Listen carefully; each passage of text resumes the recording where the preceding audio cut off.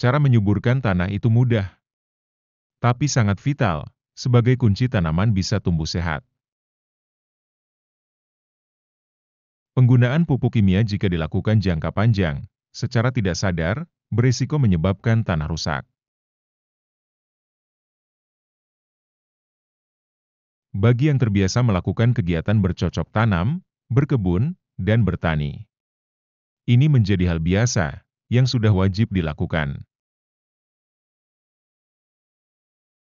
Para petani, ketika akan menanam padi, jagung, kacang, cabai, dan sayuran, pasti akan mengolah lahan terlebih dahulu sebelum ditanami. Baik ketika musim hujan, apalagi saat musim kemarau. Untuk jenis kebun di pekarangan seperti saya, tentu dalam proses menyuburkan tanah, cukup mudah.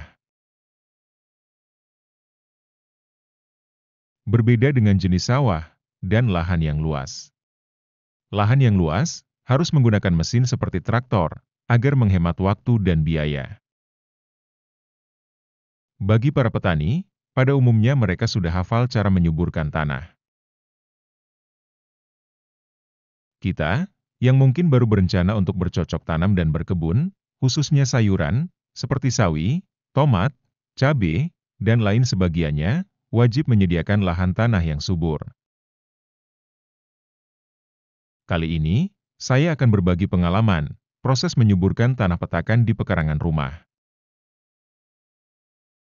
Ini adalah video kondisi tanah yang seminggu lalu sebenarnya sudah saya cangkul, agar lebih gembur.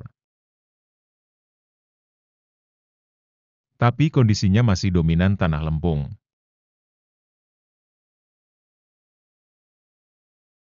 Agar lebih subur, berikut ini 3 langkah yang akan saya bagikan dalam video ini. Langkah pertama, mencangkul. Adalah cara paling umum dan mudah dilakukan untuk menggemburkan tanah. Cara kuno, yang mungkin sudah dilakukan sejak zaman kakek nenek kita dahulu. Mereka selalu mencangkul tanah terlebih dulu sebelum mulai ditanami. Tanah yang dicangkul, itu tujuannya agar tanah menjadi gembur.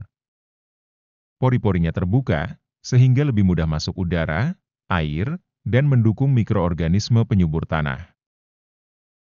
Proses masuknya udara dan mikroorganisme, dalam jangka panjang akan menyuburkan tekstur tanah dengan sendirinya.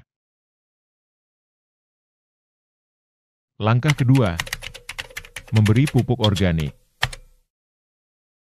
Pupuk organik yang diberikan bisa dari kohe, kotoran hewan sapi, atau kambing yang sudah matang.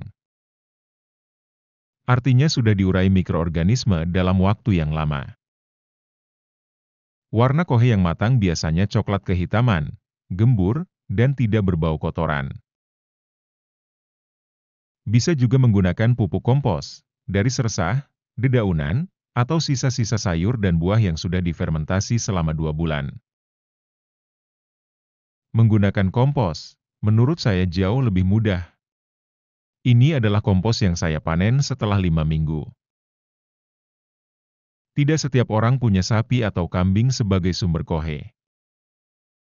Di desa-desa, kohe dari hewan ternak milik mereka, biasanya sudah dipakai sendiri oleh para petani untuk sawahnya.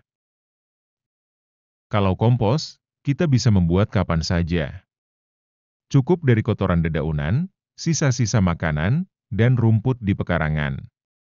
Proses pembuatan kompos juga lebih cepat, sekitar 5-8 minggu.